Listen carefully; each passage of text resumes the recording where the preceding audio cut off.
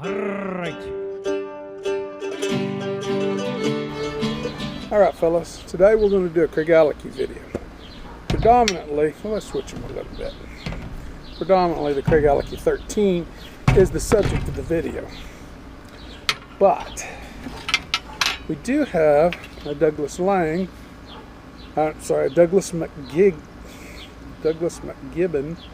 and Company Clan Denny Craigellachie 10-year-old, 2008 edition. I actually know someone who, other than me, that has actually tried that same one. He was on a chat with me, and his take was pretty interesting on it. Craigellachie still uses worm tubs. I think a 13, 17, 23 that I know of. Some independent bottlings. Non-chill filtering, product of Scotland. 46% ABV. And I don't see anywhere on here where it talks about color or not colored. Oh, the smell that rolls off the bottle is nice. Now I have had some of this prior to this, earlier in the week, before doing this. So it's not like this is just, I have tried them both pretty extensively for about 2 days in a row. I think it was Monday and Tuesday night. Anyway, and this one here, like I said, is Clan Denny Craigellachie, bottle number 324 out of 429 bottles, refill hogshead, so it's a single barrel. 46% alcohol by volume, no coloring, non-chill filtered right there. I think I said 46%. Bottled in October of 18, distilled in January of 08. They've had several of these that's kind of showed up. This cost me $50.99. This cost me $53 if I remember right. Anyway, there are decided differences, even though they're from the same distillery. The maturation was much different. Speyside whiskeys, by the way. I'm going to try to speed this one up. This one's not going to be done nearly as slow as the last one was with the Aberlour and the Glengoyne. That was a long video. We're not going to make this one as long. I can still smell now what's giving me off here. What's reaching my nose right now is vanilla, maltiness, little trace of apple. Probably this one more than this one.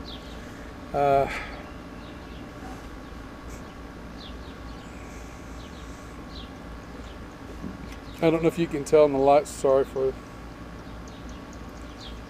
that, but this one is lighter in color. Not a whole lot, but it is lighter in color. This one is touch on light gold. This one is more like the color of a lighter gold, I guess. It's just a very light. They both do. This one, they both form tears. This one seems to form a little faster than this one does on the right, but both seem to have some viscosity to them. Both are, I think I said this one's 46% too. They're both at 46%. So that's nice. The only difference is we're looking with a 10-year-old versus a 13-year-old. And definite refill hogshead here versus they don't really talk much about the casks and what they're doing there. If I was to guess, probably a few sherry casks, but a whole lot of bourbon casks. There may be no sherry casks. I might throw one or two in there, because it does give me a little bit of just a herbalness and a little darker note sometimes you derive from sherry. I'm not getting the dark fruits by any means, but it is nice. That vanilla is really nice on here. It's a herbal note, a little saltiness.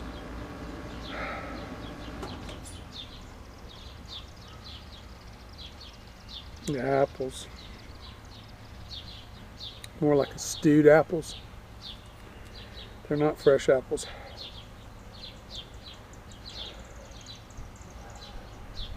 little bit of cinnamon.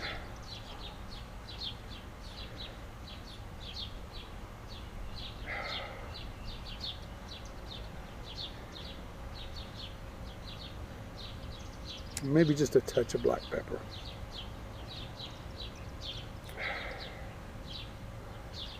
Let's go ahead and get the palate.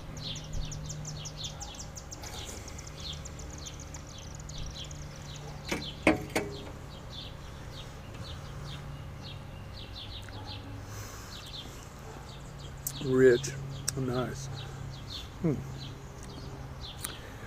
Craigellachie 13 is a very nice dram, especially for warmer weather. This one transitions to warmer weather very well.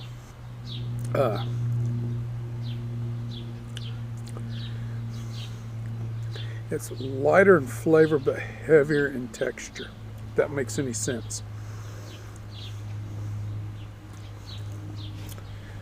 Maltiness is very well entwined with the vanillas, with the stewed fruit, apples mostly.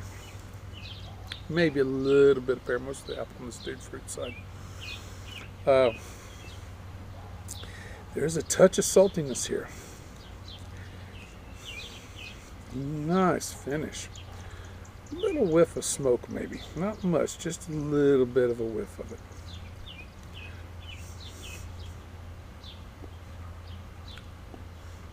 Sorry, just really trying to work it through.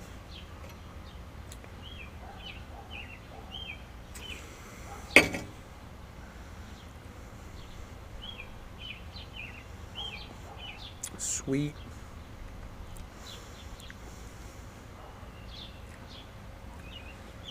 Nice, even honey note to it.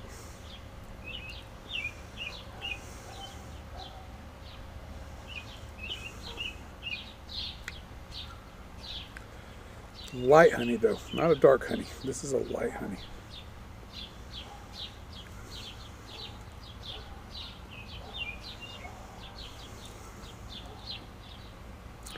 Never so syrupy in texture, not heavily, but it goes back to the mouthfeel. There is a little thicker for 13. It brings a little thicker mouthfeel than you normally would expect for 13. I don't know why I'm talking so quietly. I hope it's coming through very well.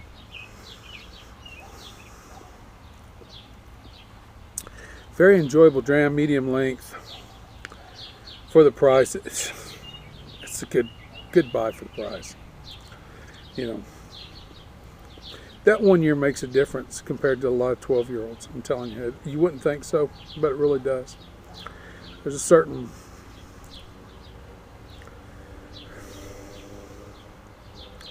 richness into it that you often don't get with a 12.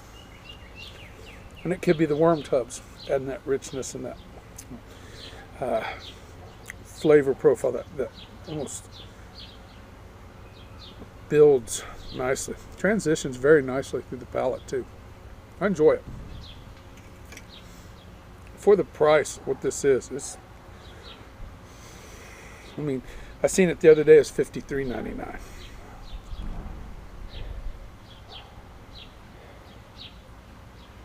This one, like I said, I think I paid $53 even for it, $52.99, $53 even.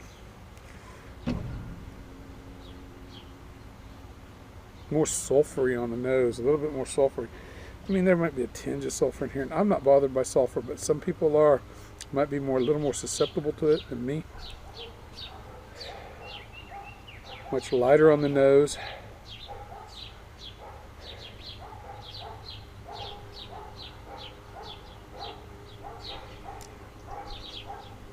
Lighter fruits, almost slightly more citrusy. Whereas this comes more of a stewed apples. This comes more of a little more citrus note in it than that really doesn't have. Reused hogsheads. What was in the hogshead before? I mean, these things affect the outcome of what you get, especially on a single barrel.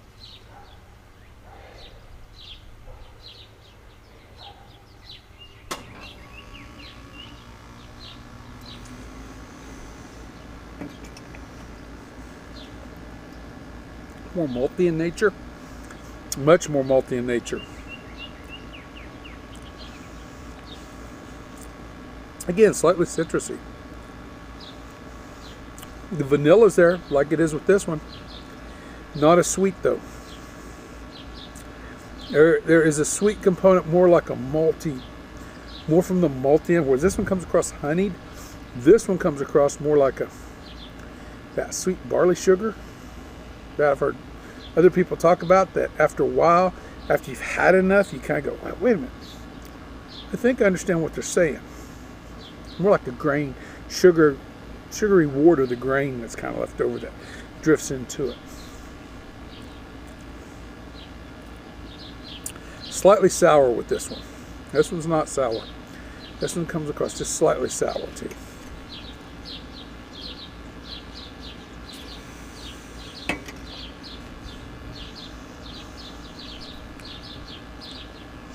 But light, good summer dram. This is not a bad drink either. This is not bad. It's not as exceptional. It's not bringing as much as this is to the table, but it's not bad. It's definitely drinkable. More finish, more mouthfeel, more flavor, more transitions, less transitions, lighter in scope, less mouthfeel, a slightly different nature to it. Still drinkable. Obviously, I have enjoyed this. It hasn't went to any other project, and I've enjoyed this one too, at a much slower pace than this one. Some ones you just want to kind of drink and get over with. And this is an easy one to do that with, because I do actually enjoy it. Score-wise, I'm going to give this one.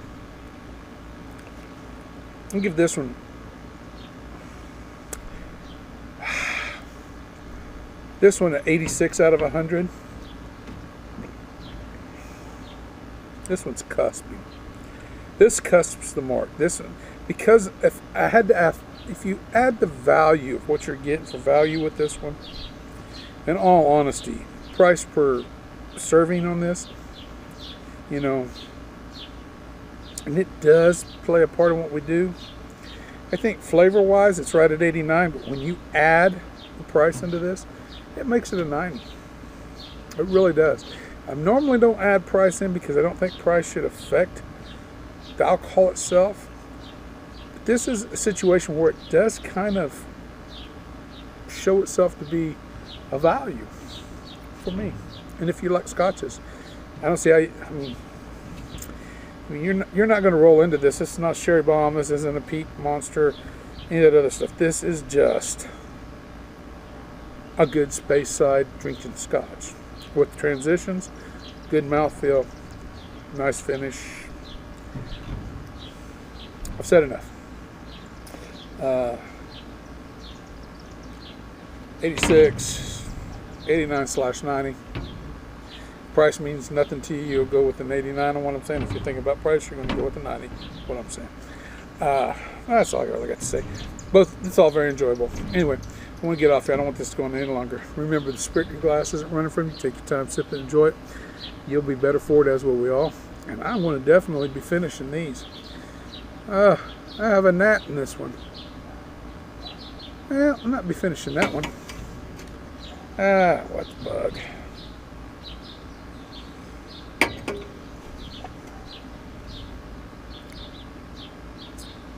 Nah, I'm not going to finish it. Not with the gnat in there. Everyone have a good day.